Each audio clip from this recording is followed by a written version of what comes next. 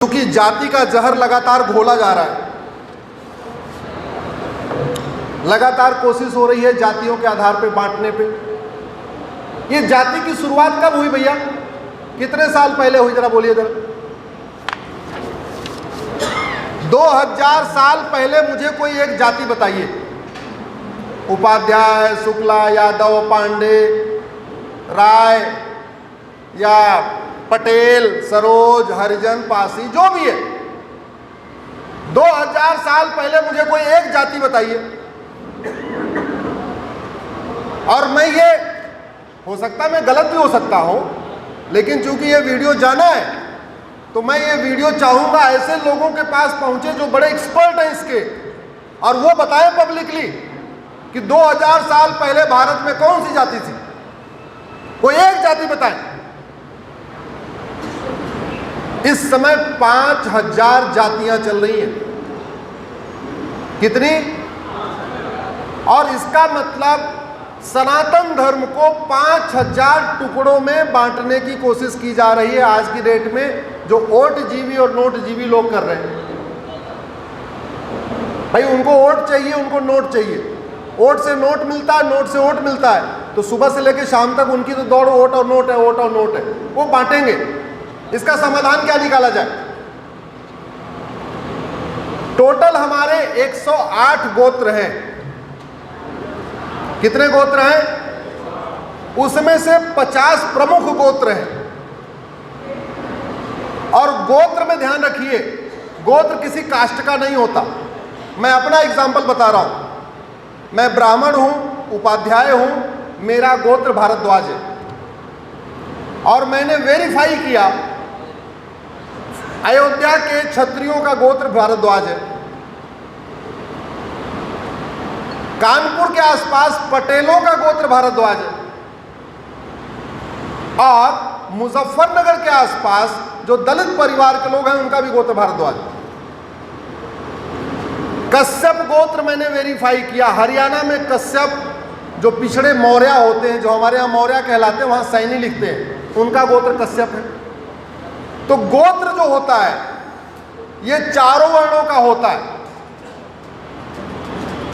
अगर कोई इस पे किसको लगता हो कि नहीं ब्राह्मण का गोत्र अलग होता है, क्षत्रिय का गोत्र अलग होता है, वैश्य का गोत्र अलग होता है, और हमारे दलित भाइयों का गोत्र अलग होता है, तो मैं उनसे आज आपके इस पवित्र भूमि से खुला शास्त्रार्थ करने के लिए तैयार हूं कि वो मुझे ये बताएं कि नहीं नहीं ये वाला गोत्र केवल ब्राह्मण का होता है। मैं प्रैक्टिकल एग्जांपल देकर उनको बता सकता हूं कि कौन कौन सा गोत्र किस तरीके से चारों वर्णों में चल रहा है।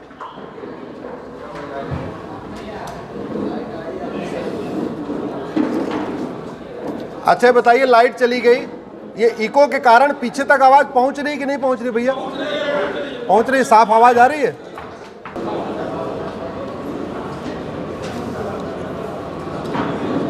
अब तक मैंने जिन गोत्रों पे शोध किया मैं नाम बता देता हूं। कौशिक गोत्र चारों वर्णों में होता है।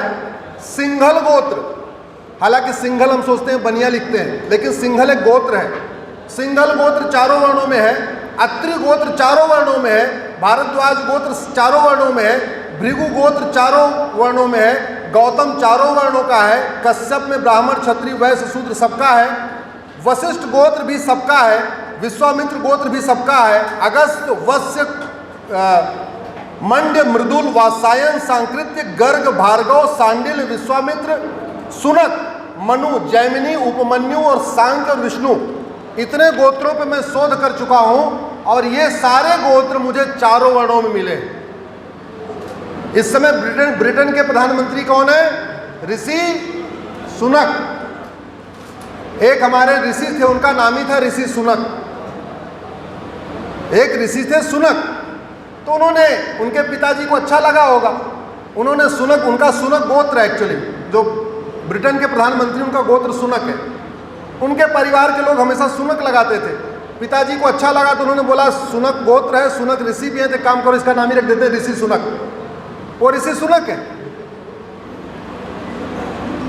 हम यहां समाधान पे चर्चा करने आए। इस जातिवाद को अगर खत्म करना है तो दो ही तरीका है।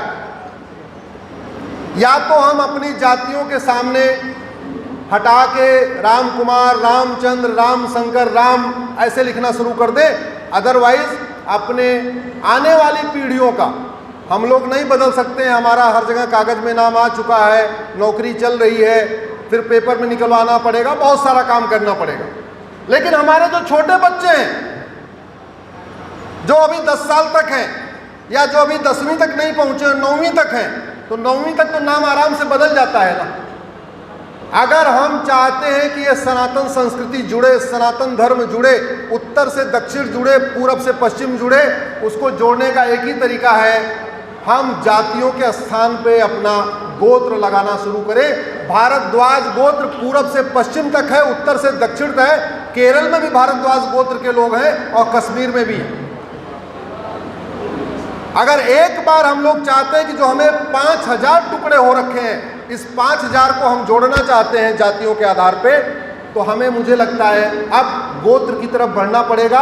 और याद रखिए, 2000 साल पहले जब भारत में जातियां नहीं थी, तो केवल और केवल गोत्र ही लोग लगाते थे। या तो कुछ नहीं लगाते थे सरनेम, नहीं तो गोत्र लगाते थे। ये व्यवस्था बाद में आई, जो पांडे, शुक्ला, पटेल, यादव, बिंद, ये सब जो शुरू हो गया, ये पिछले 2000 साल या 2500 साल के आसपास का। अदरवाइज कर्ण कामों के आधार पे अपने बटे हुए थे। और हमारे पास अनगिनत एग्जाम्पल है जिसमें वैश्य परिवार में बच्चा पैदा हुआ, उसमें एक भाई ब्राह्मण कहलाया, एक भाई क्षत्रिय कहलाया। हमारे पास अनगिनत एग्जाम्पल है जहां ब्राह्मण परिवार में बच्चा पैदा हुआ, बाद में वो क्षत्रिय कहलाया। हमारे पास अनगिनत एग्जाम्पल है जहां पे लगातार बच्चा किसी और परिवार में पैदा हुआ और बड़े होके कुछ और कहलाया। उसके वर्ण लगातार काम के आधार पे बढ़ते गए। तो मेरा ये मानना है कि अगर इसको हम ठीक करना चाह रहे हैं तो हमें इस दिशा में आगे बढ़ना चाहिए। नहीं अगर बढ़ेंगे तो ओट जीवी और नोट जीवी, ध्यान रखिए, ओट जीवी और ये हमें जुड़ने नहीं देंगे, तोड़ के रखेंगे।